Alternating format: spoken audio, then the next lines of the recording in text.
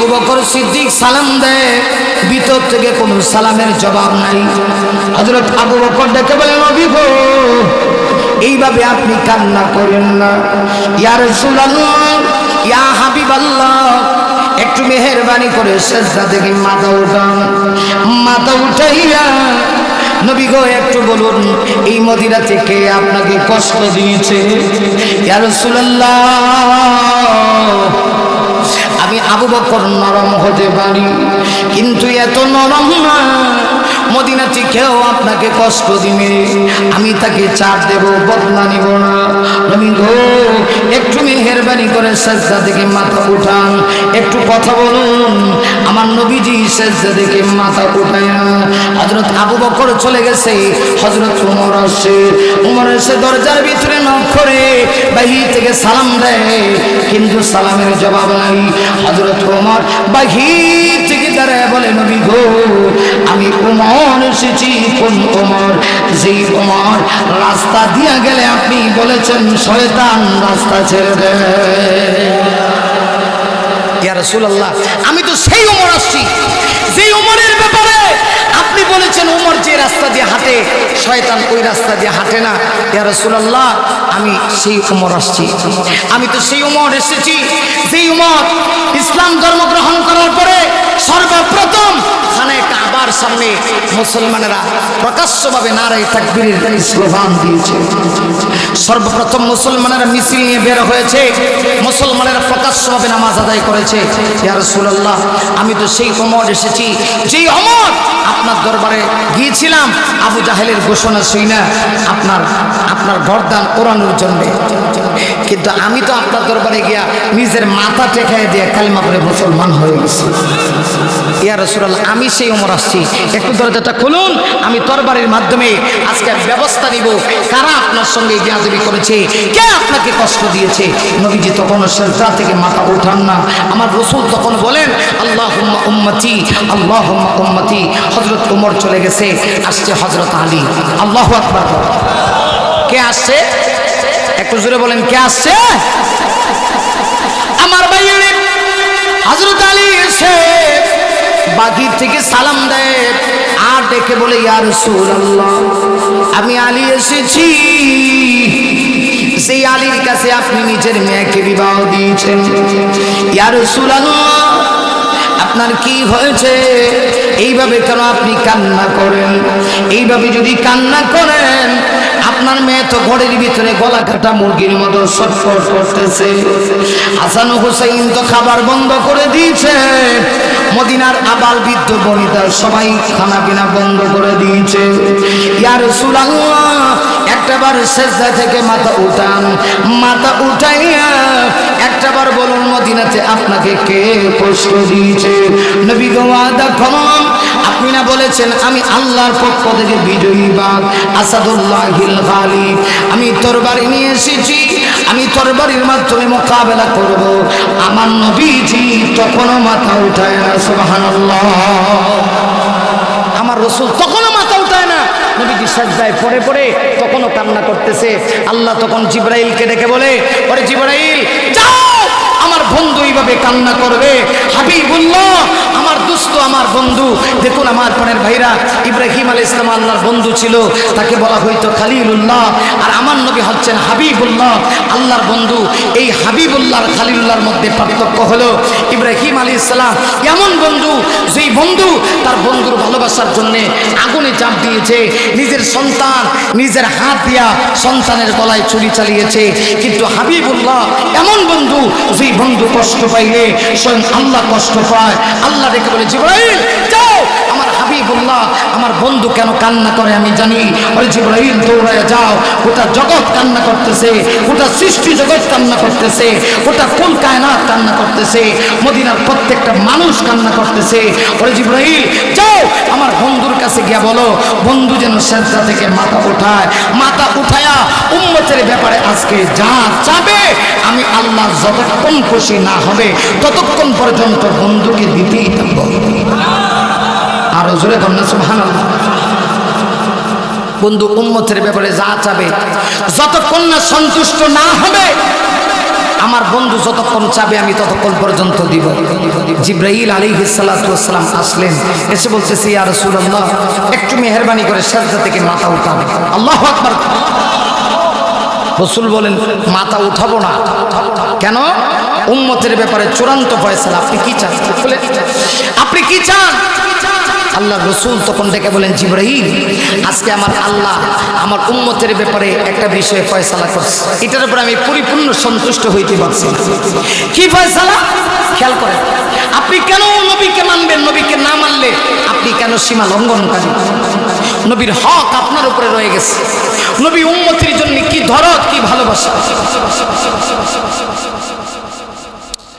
আল্লাহ রসুল ডেকে বলতেছেন জিবরাইল আজকে একটা ফয়সালা হয়েছে। ফয়সালাটা কি? আমার আল্লাহ বলেছে আমার উম্মতের ভিতরে যাকে যত বছরের হায়াত দিছে, কারো 40, কারো 50, কারো 60, কারো 70, একটু ফর এক্সাম্পল ধরে যাকে যত বছরের হায়াত দিয়েছে হায়াতে জিন্দেগির 1 বছর আগে আল্লাহ বলছে তাওবা করতে হবে। তাওবা করলে আল্লাহ ওই উম্মতকে মাফ করে দিবেন। আরো জোরে কন্যা। আপনারা তো সুবহানাল্লাহ কইছেন কিন্তু নবী খুশি না। দেখেন তো নবীজি উম্মতের প্রতি কেমন দরদ।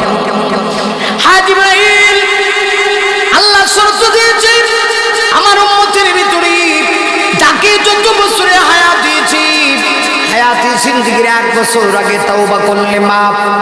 জিবরাইল আমার এমন উম্মত তো আছে 1 বছর আগে তাওবা করবে না। আরে জিবরাইল আমার ওই উম্মত জাহান্নামে যাইব। আসরের মাঠে আল্লাহ আমার ওই উম্মতকে জাহান্নামে দিব, আর আমি নবী তাকায় তাকায় দেখব, তা হতে পারে না। আমি এই বিষয়ে চূড়ান্ত ফয়সালা চাই। এমনিতেই আল্লাহ জিবরাইলকে ডেকে বলে ওরে জিবরাইল আমার বন্ধুকে জানায় দাও টেনশন নাই, আমি আরো 6 মাসের কমায় দিলাম। উম্মতের ভিতরে যদি কেউ 60 বছরের হায়াত পায় 6 মাস আগে তওবা করলে মাফ। আমার নবী মাথা উঠায় না। জিবরাইল আমি মাথা উঠাবো না, কারণ আমার এমন উম্মত আছে 6 মাস আগে তওবা করবে না, আমার ওই উম্মত জাহান্নামে যাবে। আসরের মাঠে আমি তাকায় তাকায় দেখব, তা হতে পারে না।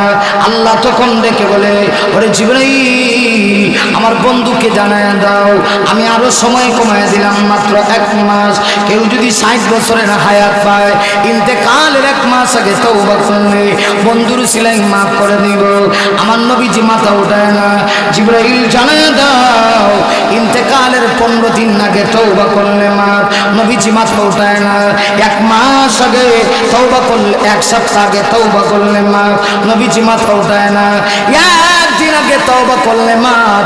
আমার নবী মাথা উঠায় না, কারণ রাসূল চিন্তা করে আমার এমন উম্মত আছে ইন্তেকালের 1 দিন আগে তওবা করবে না। এমনিতেই আল্লাহ রেখে বলে ওরে জিবরাইল আমার বন্ধুকে জানায় দাও বন্ধুর কোন উম্মত যদি সারা জীবন গুনাহ করে আর ইন্তেকালের 1 মুহূর্ত আগে খালেস ভাবে যদি তওবা করতে পারে, অনুশোচনা করে আমি আল্লাহর কাছে তওবা করে ফিরে আসতে পারে, আমি আল্লাহ বিশ্ব নবীর উসিলায় ওই উম্মতের জিন্দেগির সব গুনাহ মাফ করে দিব। আমার বাইরে একজন মানুষ যদি আসমানের দিকে লক্ষ্য করি আর তার ভিতরে যদি ঈমান থাকে, প্রত্যেকটা আসমানের দিকে তাকাইয়া বান্দা চিন্তা করবে এই আসমানগুলি এমনি এমনি দাঁড়ায় নাই, এমনি এমনি আল্লাহ আসমানগুলি দাঁড় করায় নাই। আসমান এমনি দাঁড়াইতে পারে না, আল্লাহর হুকুমে দাঁড়ায় আছে। অতএব আসমানের দিকে তাকাইয়ে একজন মানুষ আল্লাহকে চিনতে পারবে। আবার লক্ষ্য করে দেখুন, আপনি আমি সূর্যের আলো গ্রহণ করি, সূর্যের মাধ্যমে আপনার আমার অনেক লাভ হয়। আপনি আমি দিনের বেলা গোসল করে কাপড় রেখে দিই, সূর্যের আলো আপনার আমার লঙ্গিটা মুহূর্তের ভিতরে শুকায় যায়। এই যে শুকায় গেছে এর জন্য কিন্তু ব্যাংকে কোনো টাকা পয়সা জমা দিই না। কথা বল না ঠিক কিনা? আল্লাহ বলে বান্দা দেখো আমি তোমাদের জন্য আসমানের ভিতরে সূর্যের ব্যবস্থা ব্যবস্থা করে রেখেছি। সূর্য প্রতিদিন ওঠে, চন্দ্র প্রতিদিন ওঠে, কোনোদিন চন্দ্র সূর্য টক্কর লাগে না। অথচ মানুষ টক্কর লেগে যায়। দুইজন মানুষ যদি দুই দিক থেকে আসে টক্কর লেগে যায়। দুইটা সিনজি দুই দিক থেকে আসলে টক্কর লাগে, দুইটা টাক দুই দিক থেকে আসলে টক্কর লাগে। কিন্তু আল্লাহ ডেকে বলে, বান্দা শোনো, আমি যে সূর্য সৃষ্টি করেছি, আমি যে তারকারাজি সৃষ্টি করেছি, দুইটার ভিতরে কোনোদিন টক্কর লাগে না। ওরে বান্দা, ওইগুলির দিকে তাকাইয়া তুই কি আমাকে চিনস না? যদি না চিনস, তোর চাইতে বড় নিমুখ হারাম আর কেউ হতে পারে না। তোর জন্যই ফাইনাল জাহিমা হিয়াল মাওয়া, আমি আল্লাহ তোর ঠিকানা জাহান্নামে রেখেছি, তোর বাসস্থান হলো জাহান্নাম। আমার বলের বাইরে জাহান্নামী দলের পরিচয় কি? আল্লাহ বলেন, যে দলের যে ব্যক্তি যেই কারণে জাহান্নামে যাবে, সর্বপ্রথম কারণ হলো যেই দলের যেই ব্যক্তির ভিতরে সীমালঙ্ঘনকারীর অভ্যাস থাকবে। সীমালঙ্ঘনকারী কারা? যারা আল্লাহর আকাশের নিচে জমিনের উপরে তাইকা যারা আল্লাহ মানে না, এরা হলো সবচেয়ে বড় সীমালঙ্ঘনকারী। ঠিক কিনা? সবচেয়ে বড় সীমালঙ্ঘনকারী হলো ওই ব্যক্তি যে ব্যক্তি আল্লাহর আকাশের নিচে জমিনের উপরে থাকে অথচ আল্লাহ মানে না। এ হলো সবচেয়ে বড় গাদ্দার, সবচেয়ে বড় সীমালঙ্ঘনকারী। তার জমিনে থাকার অধিকার নাই, কিন্তু আল্লাহর দয়া মায়া আছে দেখা এখনো জমিনে থাকে। আল্লাহ হলে থাকতে পারতো না। আজকে দেখেন না আমাদের সমাজের অবস্থাটা কি? যারা আল্লাহকে নিয়ে কটূক্তি করে, যারা বলে ইসলাম থাকবে না, এদের প্রমোশন হচ্ছে। ঠিক না? ঠিক না? যদি আপনারা খুব খুশি যে টাকলা মুরাদকে মন্ত্রিত্ব থেকে সরানো হয়েছে, সে বলেছিল সংবিধানে রাষ্ট্রীয় ধর্ম ইসলাম থাকবে না। সেই কথা বলার পরে আল্লাহ পাক যেইভাবে হোক তার অবস্থান নড়েচড়ে করে দিয়েছে। কিন্তু আমার প্রশ্ন হচ্ছে, সে তো এখন বাংলাদেশেই আছে। ভিন্ন দেশে গেলেও সেখানে কিন্তু সে থাকতে পারে নাই, কিন্তু বাংলাদেশে আইসা সে এখন আরামেই আছে। এই হলো আমার সোনার দেশ, যেই দেশে ইসলামের বিরুদ্ধে কথা বললেও মানুষ আরামে থাকতে পারে। কিন্তু একটা সময় এমন ছিল, যখন ছিলেন মুফতি আমিন রহমাতুল্লাহ আলাইহি, যখন ছিলেন ব্রাহ্মণবাড়িয়ার বড় হুজুর ফখরে বাঙ্গাল আল্লামা তাজুল ইসলাম রহমাতুল্লাহ আলাইহি, ওই সমস্ত ওলামায়ে কেরাম যখন বাংলার জমিনে ছিল, যে নাস্তিক ইসলামের বিরুদ্ধে কথা বলতো, তখন তার জিহ্বা টেনে কুকুরকে খাওয়ানো হতো।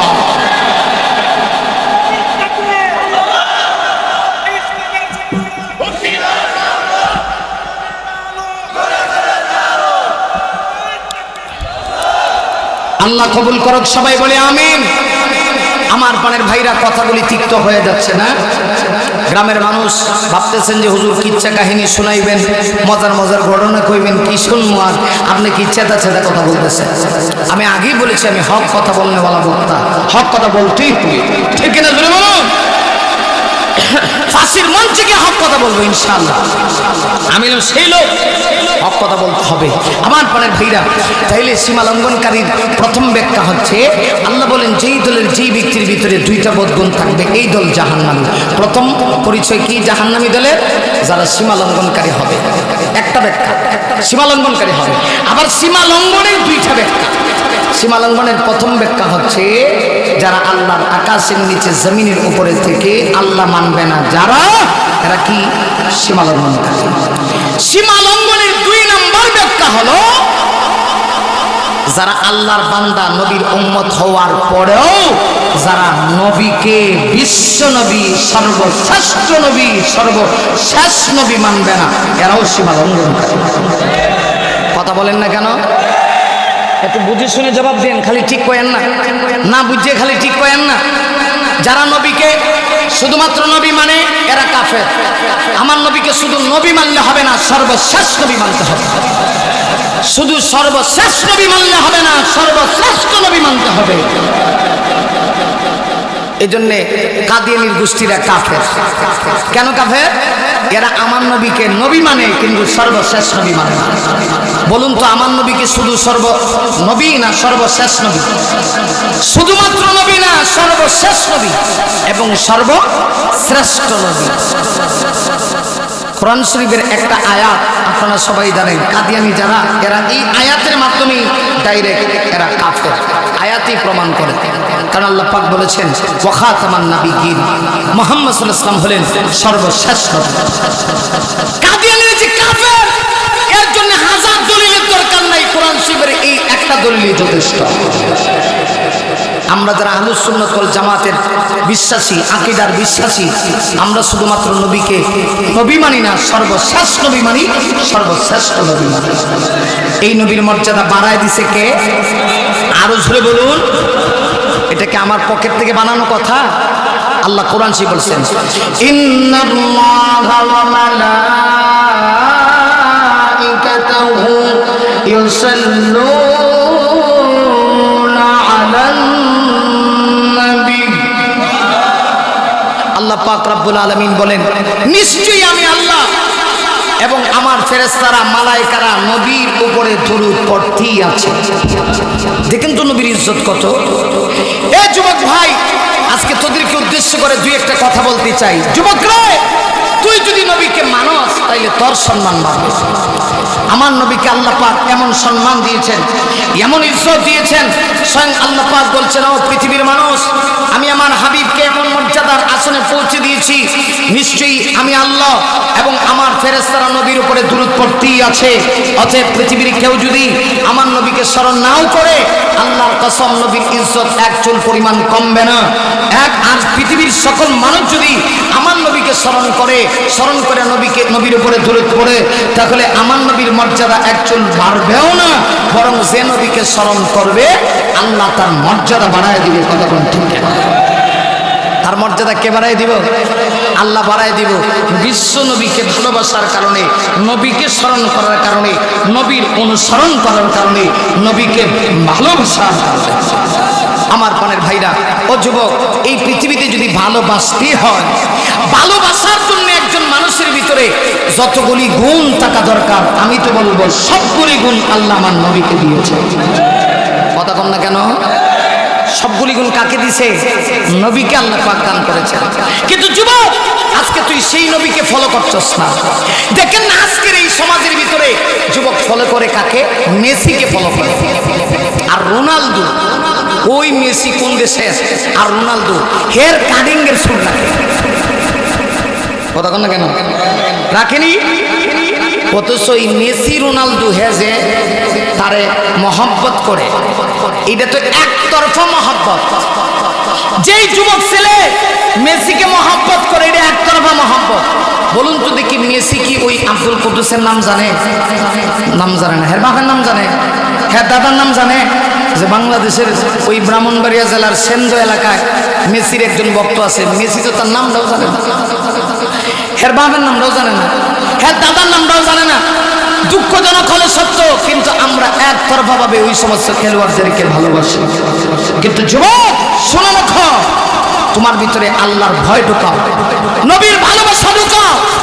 তোমার অন্তরের ভিতরে পৃথিবীর আর কারো ভালোবাসা রাখা যাবে না। তোমার অন্তরের ভিতরে ভালোবাসা থাকবে একমাত্র আল্লাহ। কথা কোন ঠিক কিনা? ভালোবাসা থাকবে একমাত্র আল্লাহ। ভয় যদি তোমাকে করতে হয়, ভয় করতে হবে একমাত্র আল্লাহকে। আর যদি ভালোবাসতে হয়, একমাত্র ভালোবাসতে হবে নবীকে।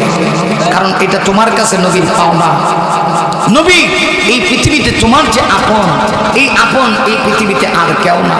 তোমার মা তোমার আপন না, তোমার বাবা তোমার আপন না, তোমার বন্ধু তোমার আপন না, তোমার প্রতিবেশী তোমার আপন না। আপন একমাত্র নবী। কারণ এই নবী তোমাকে দুনিয়াতেও বলেন নাই, আখিরাতেও বলবেন না। এই জন্য এই পৃথিবীতে যে ব্যক্তি আল্লাহকে মানল না, সে যেমন সীমালঙ্ঘনকারী। আল্লাহর বান্দা নবীর উম্মত হওয়ার পরে যে নবীকে সর্বশ্রেষ্ঠ নবী মানল না, সেও সীমালঙ্ঘনকারী। নবীকে মানবে না কেন? এই নবী তোমার কত আপন। হাদিস থেকে আপনাদেরকে শোনাই, দেখেন, খুব মনোযোগ দেন। এবার একটু চোখের পানি আসবে, একটু চোখের পানি ফেলে দিতে পারলে আমার বিশ্বাস আজকের মাহফিল সার্থক, আজকের মাহফিল আল্লাহর কাছে কবুল। আমার বাইরে এই পৃথিবীতে নবীর চাইতে আপন তোমার আমার কেউ নাই, বলবা এটার দলিল কি? এটার দলিল আগে কোরআনের একটা আয়াত শোনো, এরপরে তোমাদেরকে শোনাবো নবী উম্মতের জন্য কত আপন। হাদিস থেকে তোমাদেরকে একটা গল্প শোনাবো, শুনলে চোখের পানি চলে আসবে। আগে আয়াত দলিল নাও। আল্লাহ রাব্বুল আলামিন পবিত্র কোরআন শরীফের ভিতরে বলেছেন, লাকাদ জাআকুম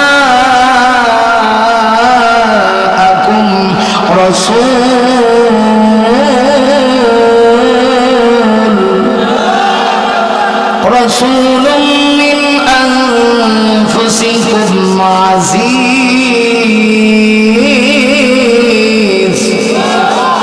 আমার প্রাণের ভাইরা, আল্লাহ কোরআন শরীফের আয়াতের ভিতরে বলেন, ও পৃথিবীর মানুষ শোনো, নিশ্চয়ই নিশ্চয়ই তোমাদের কাছে এমন একজন রাসূল এসেছে। আল্লাহ বলেন মিন আনফুসিকুম আজিজ, যেই নবী তোমাদের কাছে জানের চেয়ে তো আরো প্রিয়।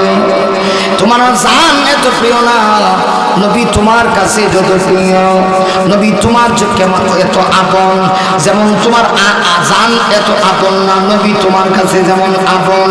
আমার প্রাণের ভাইরা, কেমনে বোঝাই একটু খেয়াল করুন। এবার হাদিস থেকে শুনুন, উম্মতের জন্য আমার নবীর কেমন ভালোবাসা।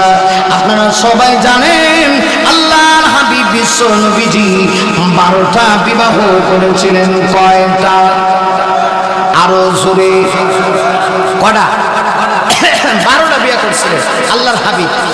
একজন ছিল তালাকে বাইন, তিনি শুধুমাত্র নবীজির সঙ্গে বিবাহ বসেছিলেন আর বলেছিলেন, ইয়া রাসূলুল্লাহ, আমি আপনার সঙ্গে বিবাহ বসতে চাই, আপনার স্ত্রীর মর্যাদা লাভ করতে চাই, আপনি আমাকে তালাক দিয়ে দিন, আমার কোনো সমস্যা নাই, কিয়ামতের দিন আমি যেন আপনার স্ত্রী হইয়া হাসরের মাঠে উঠতে পারি। সুবহানাল্লাহ। আসেন একটু জোরে কোন না?